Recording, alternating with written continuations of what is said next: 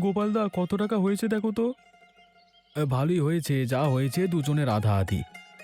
তুমি একবার ভেবে দেখো গোপালদা, আমাদের গ্রামের লোকে কত মূর্খ। সে আর বলতে, না হলে বলেছে কেন গ্রামের লোক? আমরা ঘোড়ার মাংস বলে ভাগাড়ের পচা মাংস খাওয়াচ্ছি, বুঝতেও পারছে না। এর আগে কেউ গ্রামে ঘোড়ার মাংস খায়নি, তাই জানেও না ঘোড়ার মাংস কেমন খেতে হয়। আমরা যেমন খাওয়াচ্ছি বোকা লোকগুলো তেমনভাবে খেয়ে যাচ্ছে। বুঝতে দিলেও চলবে না গোপালদা।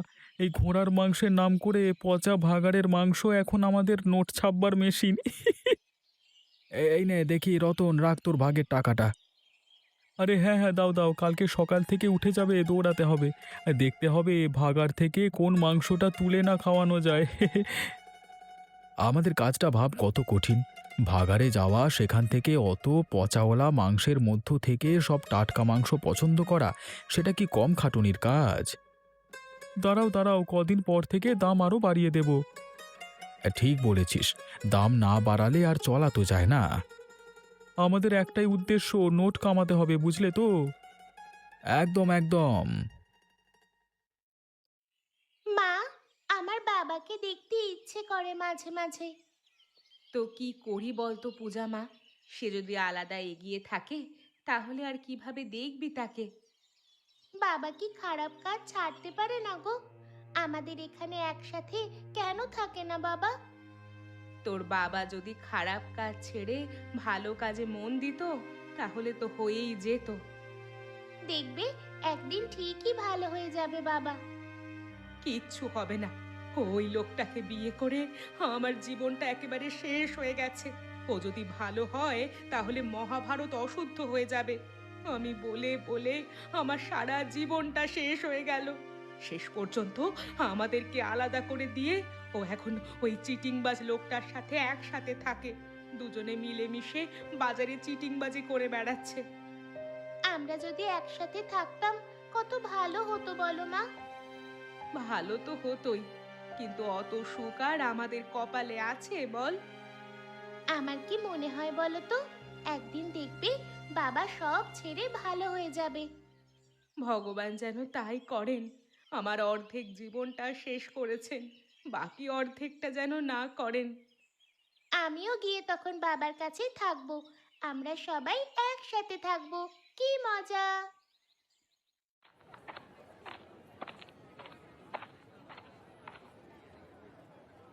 আরে রতন, শুনেছি তোমরা ঘোড়ার মাংসের দোকান দিয়েছো। এর আগে তো কোনোদিন এই মাংসের দোকান দেখিনি। সব কিছু তো একদিন নতুন শুরু হয় দাদা। তা তোমার কতটা মাংস নেওয়ার আছে? এতদিন আছি, আজই যে খগেনদা মাংস কিনতে এসেছে, কি ব্যাপার? তোমার তো এমনি এমনি কিছু হয় না, কিছু একটা কারণ থাকে, কিছু ধান্দা আছে নাকি? কেন, মাংস খেতে ইচ্ছে করে না নাকি? তোমার আবার কি হলো? এমনি ইচ্ছে হলো মাংস কিনবার কথা। শুনছিলাম অনেক দিন ঘোড়ার মাংসের কথা, খেয়ে দেখিনি কোনো দিন, তাই ভাবলাম আজ কিনে আনি। বেশি করে রান্না করে খেয়েই দেখি। বেশ করেছো বেশ করেছো, কত মাংস নেবে তুমি? একদিন তো খাচ্ছ, একটু বেশি করে নিয়ে যাও। আমি একা মানুষ খাবো, যতটা কম হয় দাও। আমাদের থেকে কম দামে মাংস আর গোটা গ্রামে কোথাও পাবে না দাদা। আর নিয়ে যাও, মন ভরে খেও। এই নাও ভাই তোমার মাংস। এই টাকাটা গুনে রতনদাকে দিয়ে দাও। এই নাও টাকা। তবে একটা কথা বলতেই হবে, তোমার ব্যবসাটাও দুজনে মিলে বেশ বুদ্ধি করেই ভালো করেছো। বুদ্ধি থাকলেই উপায় হয়, বুঝলে তো? ঠিক আছে, আমি তাহলে এখন চলি, হ্যাঁ?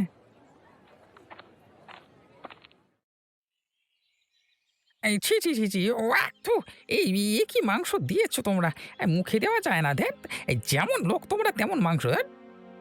কেন, কি হয়েছে গো? এমন করছো কেন তুমি? খেয়ে দেখবি নাকি একটু, হ্যাঁ? তুমি জানো না ঘোড়ার মাংস ওরকম একটু হয়। এবার বুঝতে পেরেছো কেন আমি এতদিন তোমাদের থেকে মাংস নিইনি? আরে আমার মনে হয় ঘোড়ার নাম করে তোমরা পচা মাংস বিক্রি করছো। এই পয়সা খরচা করে শেষ পর্যন্ত কিনা পচা মাংস? সস্তার ঘোড়ার মাংস ওরকমই হয়। আমার সন্দেহ হচ্ছে তোমাদের উপর। বেশি বড় বড় বাতেল্লা মেরো না দেখিনি। আরে একদিন মাংস কিনে একদম মাথা কিনে খেয়েছে। যে বাড়ি বই এসেছে শোনাতে, ধ্যাত, নিজের মুখ ভালো না তাই স্বাদ পাওনি। আমাদের বলছে আমরা পচা মাল বিক্রি করি, এত সাহস কি করে হয় তোমার? হ্যাঁ, এর উচিত শাস্তি তোমার পাওয়া উচিত আমাদের বিরুদ্ধে মিথ্যে অভিযোগের। কার শাস্তি পাওয়া উচিত সময় দেখাবে। হ্যাঁ, বেশি বাড়াবাড়ি করো না বলে দিচ্ছি খগেনদা, বাড়াবাড়ি করলে এক্ষুনি শায়েস্তা করে দেব। বুঝেছি, লোক ঠকানোর জন্য ব্যবসা শুরু করেছো তোমরা। আরে আমার মতো আলাভোলা অসহায় মানুষদের ঠকিয়ে পয়সা রোজগার করবার ধান্দা।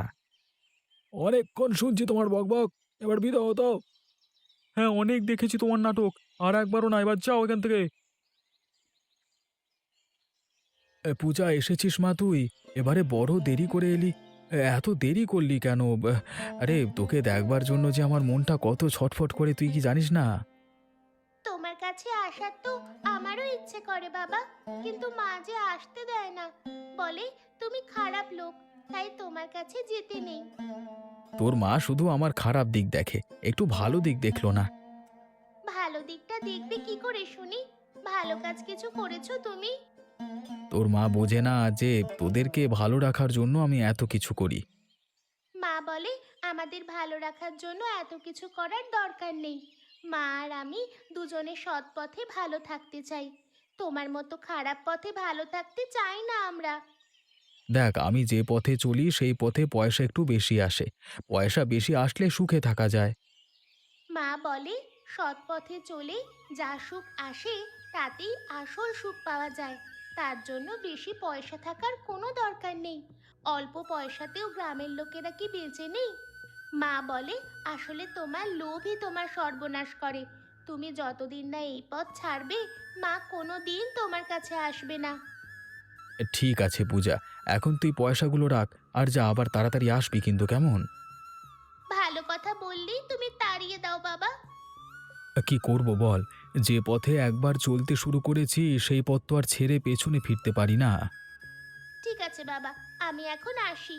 আমি অপেক্ষা করব তোমার সৎ পথে ফেরার। হ্যাঁ, ঠিক আছে, যা। আরে পিসি, এসো এসো, এবার অনেকদিন পর এলে যে। আমি যে তোর দূর সম্পর্কের পিসি, তাই বলে এত বছর পর মনে রেখেছিস যে, এ ভাবতেও পারিনি। আর মনেও রেখেছি, আর এসেছো বলে খুশিও হয়েছে। দেখোই না এবার কি করি। এই খগেন, কোথায় গেলি রে বাপ? দৌড়ে এসে দেখে যা কে এসেছে, তাড়াতাড়ি আয়। কি হয়েছে বাবু, কিছু হয়েছে নাকি? আরে বুড়িমা এসেছেন? এতদিন পরে এলেন বুড়িমা, আমাদের কথা ভুলিয়ে গেছিলেন নাকি? খগেন, আজকে তোকে দৌড়ে বাজারে যেতে হবে। যাবই তো। এতদিন পর বুড়িমা এসেছে আর আমি বাজারে যাব না, তা কি কখনো হয়? আমি এক্ষুনি বাজারে যাচ্ছি। পিসিমাকে এমন কিছু খাওয়াতে হবে যেন পিসিমা সারা জীবন মনে রাখেন। এমন কি খাওয়াতে পারি আমরা পিসিমাকে? আমাদের মানে এখানের বিশেষ কিছু খাবার আছে নাকি ভেবে দেখ তো। আমরা গ্রামে গঞ্জে থাকি বাবু, বিশেষ কি আর পাওয়া যায় বলুন তো? আরে দিন দিন তোর বুদ্ধিটা মোটা হয়ে যাচ্ছে। আমাদের এখানে যে স্পেশাল ঘোড়ার মাংস বিক্রি হয় বলে শুনেছি, সেরকমটা তো আর কোনো জায়গাতে পাই না। না না বাবু, একদম ওই ঘোড়ার মাংস নয়, ও জিনিস আর আনা চলে না। কেন, কি হলোটা কি তোমার আবার? ওই ঘোড়ার মাংসে কি সমস্যা? সে আপনাকে বলতে পারবো না বাবু, ও শুধু ওটা নিলে সমস্যা হয়ে যাবে। কিছু সমস্যা হবে না, তুই ওটাই নিয়ে আসবি। তোদের এখানে যখন ভালো ঘোড়ার মাংস পাওয়া যায়, আমি সেটাই খাবো। ওটা নিয়েই আয় বাবা তোরা। ঠিক আছে, আপনারা যখন বলছেন নিয়ে আসবো।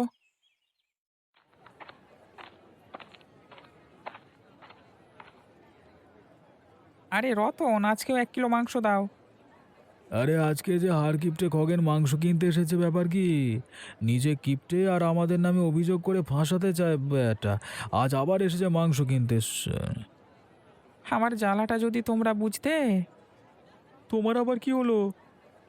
অত কথায় কাজ নেই, মাংস দাও। দেখি আজকে তোমাদের ঘোড়ার মাংস কত ভালো। আরে তোমার জীবনে তো বড়ই জ্বালা ভাই। তা ঠিক আছে, সবার জীবনে কিছু না কিছু সমস্যা আছে। কত মাংস নেবে তুমি? আগে নিজের মন ভালো করে দেখবে, সব ঠিক লাগবে, বুঝলে? বললাম তো 1 কিলো দাও। নিজের নোংরা মনটা একটু সাফ করো, আর মাংস নিয়ে যাও, মন ভরে নিয়ে যাও, বুঝলে? এই নাও তোমার মাংস, টাকাটা গুনে দিও। এই নাও টাকা। আমি তবে মন ভালো করবই, কিছু ভালো তোমরাও করো, না হলে একদিন দেখবে কপালে বিপদ নাচ্ছে। হুঁ। বুদ্ধি থাকলে উপায় হয়, বুঝলে তো? তোমার মতো নির্বুদ্ধি হলে তো আর চলা যায় না। ঠিক আছে, আমি এখন চলি তাহলে।